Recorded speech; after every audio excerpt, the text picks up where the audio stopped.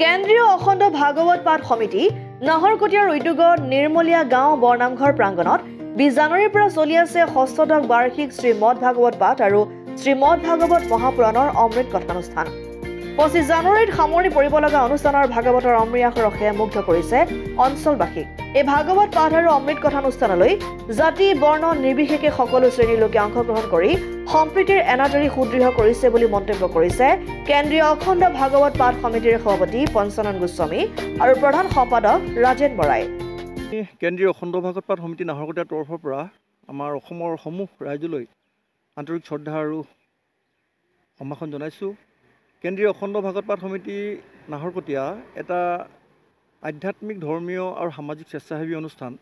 এই অনুষ্ঠানটোৱে 2008 বৰ্ষৰ পৰাই আমাৰ নাহৰকটীয়া ৰাজচক্ৰ এলেকাত এটি আধ্যাত্মিক পৰিৱেশ বিৰাজ কৰাৰ লগতে প্ৰতি বছৰৰ অন্তৰে এই ভক্তিবাদৰ চৰ্চাৰ অনন্য অনুষ্ঠান শ্ৰীমদ ভাগৱত পাঠ আৰু অমৃত কথানুষ্ঠান এইভাগি আয়োজন কৰাৰ লগতে আমাৰ বৰ্তমানৰ নৱপ্ৰজন্মক আধ্যাত্মিকতাৰ প্ৰতি আকৰ্ষণ কৰাৰ উপৰিও এই অঞ্চলৰ যি সাংস্কৃতিক ৰীতি নীতি ধৰ্মীয় পৰম্পৰা এইসমূহ সংৰক্ষণৰ কাৰণে আমি 2008 বৰ্ষৰ পৰা প্ৰচেষ্টা অব্যাহত ৰাখিছোঁ।